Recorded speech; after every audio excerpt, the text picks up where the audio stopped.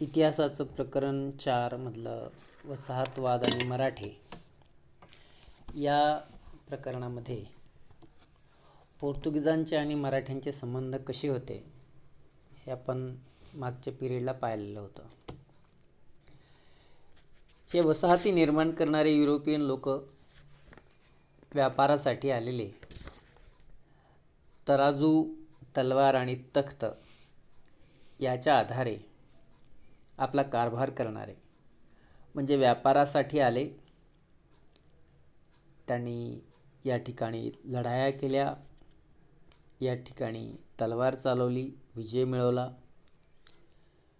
आणि तख्तसुद्धा सांभाळलं, म्हणजे राजकीय व्यवस्थासुद्धा निर्माण केलेली आपल्याला दिसून येते. या वसाहतवाल्या लोकांचे मराठ्यांशी असलेले संबंध कसे आले याविषयीची माहिती आपण पोर्तुगीज आणि मराठ्यांच्या संदर्भातली पाहिली. आज डच आणि मराठे यांचा संबंध कसा होता याविषयीची माहिती आज आपण पाहणार आहोत.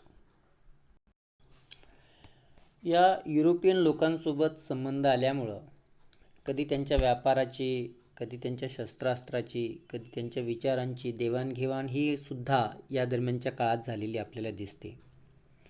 तसे डचांचे आणि मराठ्यांचे संबंध लवचिक होते.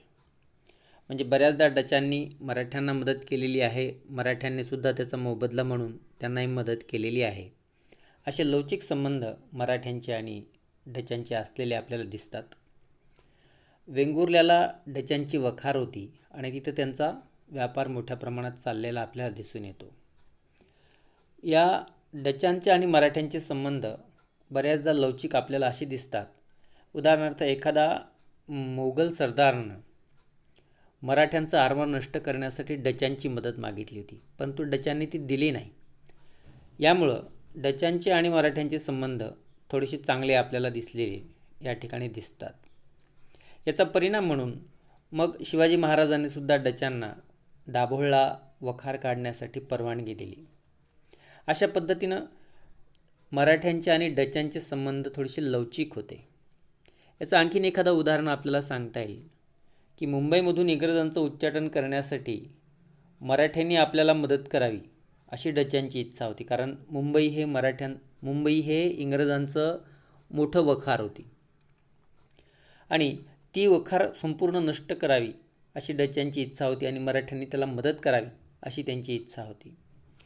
कधी डचांनी मराठ्यांना मदत केली, कधी मराठ्यांनी डचांना मदत केलेली आपल्याला दिसते. सुरतच्या दुसऱ्या स्वारीमध्ये मराठ्यांनी डचांच्या वखारीला नुकसान पोहोचवलं नाही, ते याच कारणामुळं, कारण त्यांची मदत मराठी साम्राज्याला मिळालेली आपल्याला दिसते. कर्नाटकाच्या स्वारीमध्ये सुद्धा डचांच्या वखारीचं संरक्षण केलं. त्यांना परवान्यासाठी छत्रपती शिवाजी महाराजांनी परवानगी दिली आणि याचा मोबदला म्हणून शिवाजी महाराजांना सुद्धा मोठे मोठे नजराणे या डचांनी दिलेले आपल्याला दिसून येतात. त्यांच्या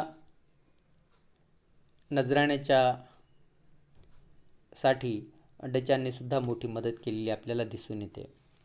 याच्या बदल्यामध्ये शिवाजी महाराजांनी त्यांच्या वखारी सुरक्षित ठेवल्या. अशा पद्धतीनं डच आणि मराठ्यांचे संबंध थोडेसे लवचिक होते असं आपण म्हणतो.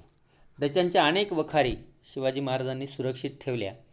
त्यामध्ये पोर्टो नोव्हो किंवा पिरंगी पेट्टाई अशा पद्धतीच्या त्या वखारी होत्या. ज्याप्रमाणे डचांचे आणि मराठ्यांचे संबंध असे लवचिक होते, तशाच पद्धतीचे फ्रेंचांचे आणि मराठ्यांचे संबंधसुद्धा खूप चांगले असलेले आपल्याला दिसून येतात. फ्रेंचांच्या ज्या लष्करी कवायती होत्या त्याच्यामुळं मराठी फार प्रभावित झालेले होते असं आपल्याला दिसतं.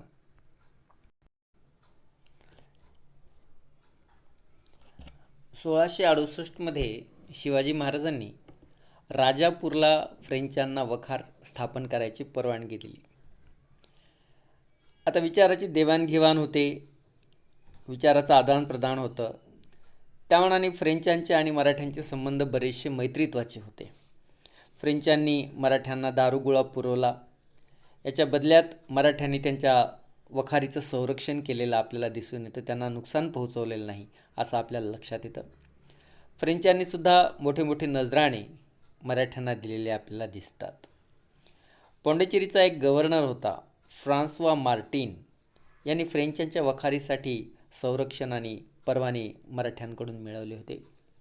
अशा पद्धतीनं मराठ्यांचे आणि फ्रेंचांचे बरेचसे मैत्रीपूर्ण संबंध असलेले आपल्याला दिसून येतात. नंतरच्या काळामध्ये जेव्हा युरोपामध्ये इंग्लंड फ्रान्स यांच्यामध्ये संघर्ष निर्माण झाला, तर त्यांच्या तिकडच्या संघर्षाचे परिणाम भारतामध्ये सुद्धा आपल्याला पाहायला मिळतात. कारण फ्रेंच आणि ब्रिटिशन्स इंग्रज हे दोघेही बऱ्याचदा वखारीच्या रूपाने एकमेकाच्या लगत असल्यामुळं एकमेकाच्या कारभारामध्ये हस्तक्षेप करायला लागले आणि त्यामुळे त्यांच्यामध्ये वितुष्ट निर्माण झालेलं आपल्याला लक्षात येतं. ह्या फ्रेंचांचं युद्ध कौशल्य फार चांगलं होतं. आम्ही तुम्हाला युद्ध कौशल्य शिकवतो ह्या उद्देशानं निजामाच्या दरबारामध्ये फ्रेंचांनी प्रवेश केला आणि त्यांना युद्धतंत्र शिकवण्याचा त्यांचा उद्देश या ठिकाणी आपल्याला दिसतो.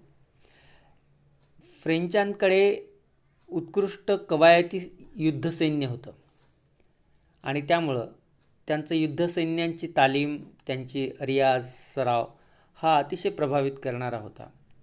त्यांच्या तालमीमध्ये इब्राहिम खान गारदी हाही एक मोठा सरदार झालेला आपल्याला दिसून येतो. पुढे या इब्राहिम खान गारदीनं सदाशिव भाऊ पेशव्यांच्या मराठी लष्करामध्ये तोफखान्याचा प्रमुख म्हणून काम केलेलं आपल्याला दिसतं आणि पानिपताच्या युद्धामध्ये हा तोफखाना प्रमुख म्हणून इब्राहिम खान गारदीनं मोठी कामगिरी बजावलेली आपल्याला दिसते. ह्या फ्रेंचांचं जे कवायती सैन्य होतं ते अतिशय प्रभावित करणारं होतं. आपल्याकडे सुद्धा अशी कवायती सैन्य असायला पाहिजे, पूर्णवेळ कवायती शिपाई असायला पाहिजे. अशा विचारानं प्रभावित होऊन महादजी शिंदे मराठा सरदार यानं फ्रेंच प्रशिक्षक आपल्या दरबारामध्ये ठेवला. ते 2 प्रशिक्षक होते, एक डिबॉईन आणि दुसरा पेरा, ह्याशी त्यांची नावं होती. यांच्या मदतीनं आपलं कवायती फौज तयार केली. फौज नुसती फौज असता कामा नये, ती कवायती असली पाहिजे, सरावाची असली पाहिजे. अशा पद्धतीनं कवायती फौज तयार करण्याचं काम महादजी शिंदेंनी केलं. आणि त्याचबरोबर नवीन नवीन शस्त्रास्त्र होती, तोफखाना होतात. हे नवीन या शस्त्रास्त्राच्या जोरावरच त्यांना संपूर्ण कब्जा मिळवायचा होता. अशा पद्धतीनं फ्रेंचांचे आणि मराठ्यांचे मैत्रीपूर्ण संबंध होते, हे आपल्याला या ठिकाणी लक्षात ठेवलं पाहिजे. यानंतर दुसरे युरोपियन वसाहतवाले म्हणजे इंग्रज, की ज्यांनी संपूर्ण भारत देशामध्ये एक छत्री अंमल नंतर सुरू केलेला होता. पण इंग्रजांचे आणि मराठ्यांचे संबंध कसे आले तो मुद्दा आपण या ठिकाणी विचारात घेणार आहोत. इंग्रजांचा आणि मराठ्यांचा संबंध सर्वप्रथम आला, त्यांच्यामध्ये वितुष्ट जे निर्माण झालं इंग्रज आणि मराठ्यांमध्ये, त्याचं मुख्य कारण होतं अफजल खान प्रकरणाचं. या प्रकरणामध्ये घटना अशी घडली की या अफजल खानाचे 3 जहाजं त्या ठिकाणी माल उतरवण्याच्या तयारीमध्ये होते.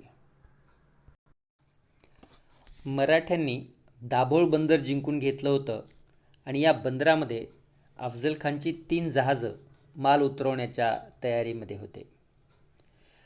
या दरम्यानच्या काळामध्ये अफजल खान आणि शिवाजी महाराज यांची भेट ठरली आणि या भेटीमध्ये अफजल खानाचा मृत्यू झाला आणि या मृत्यूची बातमी जेव्हा इकडे समजली तेव्हा दाभोळचा जो प्रतिनिधी होता खानाचा, महमूद शरीफ, यांनी गडबडीमध्ये सगळी संपत्ती, माल, जहाजं घेऊन तो राजापूरला पळून गेला. त्या राजापूरचा सुभेदार होता फाझल खान, जो अफजल खानाचा मुलगा आहे आणि या ठिकाणी तो त्या ठिकाणी काम करत होता. या फाझल खाननी अब्दुल करीमला आपल्या वडिलाचे जे जहाज आलेले आहेत त्याचा माल उतरून घ्या आणि त्याची नीट व्यवस्था करा अशा सूचना केल्या होत्या. मराठ्यांनी या संधीचा फायदा घेतला आणि राजापूर बंदरावरती त्यांनी हल्ला केला. ते राजापूर बंदर जिंकून घेतलं, सगळी जहाजं जिंकून घेतली आणि अशा पद्धतीनं सगळ्या जहाजांवरती कब्जा मिळवलेला आपल्याला दिसून येतो. या अब्दुल करीमनं ब्रिटिशांचं कर्ज घेतलं होतं आणि तो काही कर्ज परतफेड करत नव्हता. म्हणून ब्रिटिशांनी या करीमच्या ताब्यामध्ये असलेल्या 3 जहाजापैकी एक जहाज स्वतःच्या कर्जफेडीच्यासाठी म्हणून ताब्यामध्ये घेतलं होतं. मराठ्यांनी युद्ध जिंकलेलं असल्यामुळं संपूर्ण बंदर, जहाजावरचा माल त्यांना पाहिजे होता. तो आम्हाला सगळा भेटला पाहिजे म्हणून इंग्रजांकडे नेहमी लकडा लावला. पण ब्रिटिशांनी सांगितलं की आम्ही हा जहाज तुम्हाला परत देऊ शकत नाहीत आणि म्हणून जैतापूरचा इंग्रजांचा दलाल वेलजी याला मराठ्यांनी अटक केली. या वेलजीला अटक केल्यामुळं ब्रिटिशांनी परेशान झाले. त्याने त्याच्या सुटकेसाठी लतीफ गिफार्ड या अधिकाऱ्याला पाठवलं. मराठ्यांनी त्यांनासुद्धा अटकेमध्ये टाकलं. अशा पद्धतीनं ब्रिटिशांचा आणि मराठ्यांचा संबंध आला. या प्रकरणामध्ये मराठी आणि इंग्रज यांच्यामध्ये बेबनाव निर्माण झाला, वितुष्ट निर्माण झालं असं आपल्याला म्हणता येतं. इंग्रज मराठ्यांचा संबंध असे अनेक वेळेस आलेला आहे. शिवाजी महाराज जेव्हा पन्हाळ्याच्या किल्ल्यामध्ये अडकून पडले होते तेव्हा आदिलशहाला तोफांचा आणि दारुगोळ्याचा पुरवठा या ब्रिटिशांनी केला होता. या वेढ्यामध्ये शिवाजी महाराज हाती लागतील अशी सगळ्यांची इच्छा होती. पण शिवाजी महाराजांनी या पन्हाळ्याच्या किल्ल्यावरून स्वतःची सुटका करून घेतली होती आणि पुढच्या वर्षी राजापूरला स्वारी करून त्या ब्रिटिश अधिकाऱ्यांचा पराभव केला. याच्यामध्ये तेच लोक होते ज्यावेळेस पन्हाळ्याच्या वेळेस ज्या लोकांनी आदिलशहाला मदत केलेली. हेनरी रेविंग्टन, रिचर्ड टेलर, रडॉल्फ टेलर आणि फिलिप गिफर्ड ह्या इंग्रज अधिकाऱ्यांना पकडलं आणि त्यांना तुरुंगामध्ये टाकलं. असा सुद्धा इंग्रज आणि मराठ्यांचा संबंध आलेला आपल्याला दिसून येतो. त्यानंतर शिवाजी महाराजांचा आणि इंग्रजांचा संबंध आला ते त्यांच्या राज्याभिषेकाच्या वेळेस. शिवाजी महाराजांचा राज्याभिषेक यासाठी हेनरी ऑक्झिंडेन हा इंग्रज वकील आला होता. त्यानं राजापूरला वखार काढण्याची सुद्धा परवानगी मिळवली होती आणि त्या ठिकाणी तहसुद्धा झाला होता. इंग्रज मराठे तह आपण त्याला म्हणतो. याच्यामध्ये शिवाजी महाराजांच्या राज्यामध्ये व्यापार करायची त्यांनी परवानगी मिळवली. राजापूर, दाभोळ, कल्याण यासारख्या वखारी या ठिकाणी वखारी उघडण्यासाठी सुद्धा त्यांनी परवानगी मागितली होती. इंग्रजांच्या मालावरती 2.5% जकात त्यांना द्यावी लागेल अशा पद्धतीची अटसुद्धा या ठिकाणी टाकण्यात आलेली आहे. शिवाजी महाराजांनी स्वतःच्या फायद्याचे अशा पद्धतीचे करारनामे करून घेतले. दुसऱ्याच्या मर्जीप्रमाणे कोणताही करार त्यांनी मान्य केला नाही. आपलं सार्वभौमत्व अबाधित राहण्यासाठी नेहमी कटाक्षानं दक्ष असलेले शिवाजी महाराज हे या ठिकाणी आपल्याला दिसून येतात. ब्रिटिशांकडे नाणी होती, परंतु ती नाणी आमच्याकडे चालणार नाहीत अशी भूमिका शिवाजी महाराजांनी घेतली. त्याचबरोबर जर तुमचे जहाज फुटून किनाऱ्यावरती माल आला तर तो परत द्या, जंजिराच्या सिद्धीशी तह करा, त्यांना बुडवू नका, अशा इंग्रजांनी ज्या अटी घातल्या होत्या त्या शिवाजी महाराजांनी फेटाळून लावल्या. अशा पद्धतीनं स्वतःचं सार्वभौमत्व शिवाजी महाराजांनी टिकवलेलं आपल्याला दिसून येतं.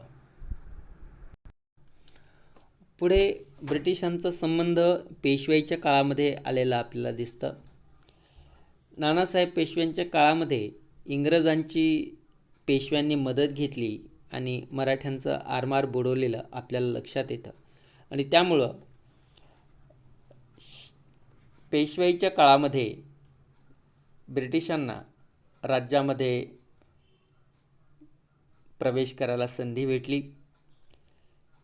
याच पेशवाईच्या उत्तर काळामध्ये सुद्धा अनेकदा अंतर्गत कलहामुळं ब्रिटिशांनी मोठ्या प्रमाणात लुडबुड केलेली आपल्याला दिसून येते. नानासाहेबांच्याच काळामध्ये पानिपताचं मोठं युद्ध झालेलं आपल्याला दिसून येतं. पानिपताचं 3रं युद्ध जे आहे ते याच काळात झालं होतं आणि मराठ्यांचा मोठा पराजय झाला होता, मोठी हानी झाली होती. पानिपताच्या हानीपेक्षाही दुसरी मोठी हानी म्हणजे नानासाहेबांचा मृत्यूसुद्धा याच घटनेनंतर झालेला आपल्याला दिसून येतो. पेशवाईच्या कारभारामध्ये आता पेशवा कोण होणार यावरती चर्चा चालू असताना नानासाहेबांचे दुसरे चिरंजीव माधवराव पेशवे यांना पेशवेपदाची वस्त्रे मिळाली आणि त्यावेळेसच त्यांचे चुलते जे होते राघोबा उर्फ रघुनाथराव ह्यांची मोठी महत्त्वाकांक्षा होती की आपल्याला या ठिकाणी पेशवेपद मिळालं पाहिजे. यासाठी ते कोणत्याही थराला जायला तयार झालेले होते आणि याचाच परिणाम म्हणून ते ब्रिटिशांकडे आपल्याला या ठिकाणी सत्ता मिळवण्यासाठी विनंती करण्यासाठी गेले. पेशवाईच्या अंतर्गत कलहाचा फायदा ब्रिटिशांनीही मोठ्या प्रमाणात उचललेला आपल्याला दिसतो. रघुनाथराव जेव्हा स्वतःहून इंग्रजांच्या आश्रयाला गेले तेव्हा त्यांची फौज घेऊन मुंबईहून पुण्याकडे निघाले. पुण्याजवळच्या वडगाव इथं इंग्रज आणि मराठी यांच्यामध्ये युद्ध झालं. या युद्धामध्ये इंग्रजांचा पराजय झाला. शेवटी तह झाला. वडगावचा तह असं या तहाला म्हणतात. पण हा तह काही त्यांनी पुरेसा केला नाही असं आपल्याला दिसतं. अंतर्गत संघर्षाचा फायदा ब्रिटिशियन्स घेत आहेत तेव्हा या ब्रिटिशियन्सना धडा शिकवण्यासाठी नाना फडणवीस हे त्या काळाचे फार एक मोठे सरदार होते. अतिशय मुत्सद्दी या नाना फडणवीसांनी 4 लोकांचा संघ तयार केला. यामध्ये स्वतः पेशवे, नागपूरकर भोसले, निजाम आणि हैदर ह्या चौघांचा इंग्रजांच्या विरुद्ध एक चतुःसंघ निर्माण केला. एकत्रित पद्धतीनं जर ब्रिटिशांना विरोध केला तर आपण त्यांना हरवू शकू अशा पद्धतीनं व्यूहरचना ऐकली. परंतु ब्रिटिशांनी या चतुःसंघामधून निजामाला फोडलं आणि ही जी योजना होती ती बरखास्त झाली. जोपर्यंत मराठ्यांना पराजित करणार नाहीत तोपर्यंत आपल्या इथं सत्ता कायमस्वरूपी टिकणार नाही हे ज्यावेळेस ब्रिटिशांच्या लक्षात आलं त्यावेळेस ब्रिटिशांनी तशा पद्धतीनं मोहिमी आखायला सुरुवात केलेली आपल्याला दिसते. पुढे खर्ड्याच्या लढाईमध्ये मराठ्यांचं आणि निजामाचं जेव्हा युद्ध झालं या युद्धामध्ये निजामाचा पराजय मराठ्यांनी केला होता. पण या लढाईचं युद्धतंत्र हे ब्रिटिशांना सांगितल्यानंतर नंतरच्या काळामध्ये मराठ्यांचा पराजय ब्रिटिशांना करणं शक्य झालं असं आपल्याला दिसतं. नंतरच्या काळामध्ये मराठी सत्तेमध्ये मोठी उलाढाल झाली. अनेक कर्तबगार लोक पडद्याच्या आड गेले होते. नानासाहेब फडणवीसांसारखा मुत्सद्दी व्यक्तींचा मृत्यू झालेला होता आणि सत्ता कारभारावरती अतिशय दुय्यम दर्जाचे अधिकारी, स्वार्थी, भ्रष्ट अशा पद्धतीचे अधिकारी तयार झालेले असल्यानं मराठी सत्तेमध्ये मोठा गोंधळाचे वातावरण निर्माण झालेलं आपल्याला दिसतं. दुसरा बाजीराव पेशवा हा त्या काळामध्ये गादीवरती आला. त्यांच्या काळामध्ये अनेक जवळच्या सरदारांना दुखवण्याचं काम केलं. त्यामध्ये होळकर आणि शिंदे परिवार मराठ्यांना सतत मदत करणारा त्या होळकर परिवारासोबतच वितुष्ट आलं आणि याचा परिणाम असा झाला की यशवंतराव होळकरांनी पुण्यावरती आक्रमण केलं.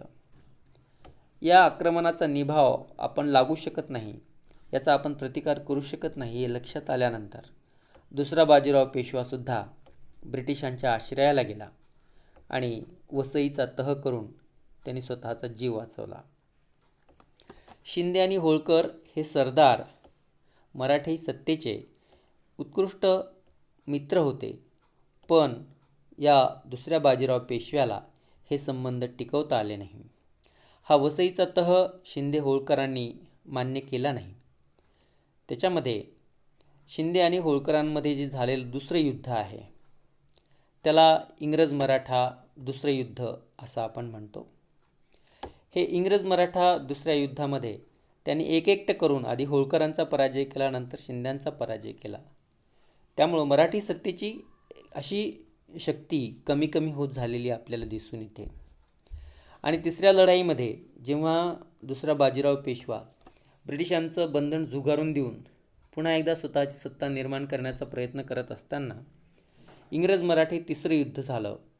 यामध्ये ब्रिटिशांनी मराठ्यांची संपूर्ण सत्ता संपूर्ण नष्ट केली. तो 1818ला अशा पद्धतीनं मराठ्यांची सत्ता नष्ट करण्याचं काम ब्रिटिशांनी केलं.